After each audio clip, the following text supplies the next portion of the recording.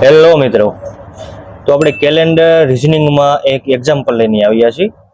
જેમ કે 1 જાન્યુઆરી 2014 રોજ જો બુધવાર હોય તો 1 જાન્યુઆરી 2015 કયો વાર હશે એ આપણે જોવાનું છે. તારીખ સેમ છે એટલે તારીખમાં આપણે કાંઈ શેડા કરવાના નથી. વર્ષ સાથે જ એક વર્ષમાંથી બીજા વર્ષમાં જવાનું છે.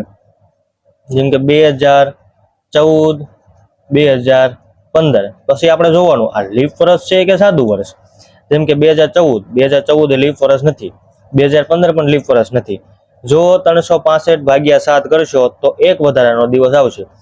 લીપ વર્ષ ન હોય તો એક જ દિવસ વધારવાનો, અને જો લીપ વર્ષ હોય તો 2 દિવસ વધારવાના. પણ એમાં પણ ફેબ્રુઆરી મહિનો જોવાનો, જો જતો રહ્યો હોય કે ન જતો રહ્યો હોય એ જોવાનું. જેમ કે આ સાદું વર્ષ છે એટલે પ્લસ 1 જ કરવાનું. 2014માં 1 જાન્યુઆરી એ બુધવાર હતો, પ્લસ 1 કર્યું. બુધવાર પછી ગુરુવાર આવે, ગુરુવાર. તો આ આપણો રાઈટ આન્સર.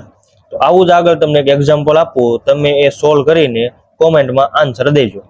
Thank you.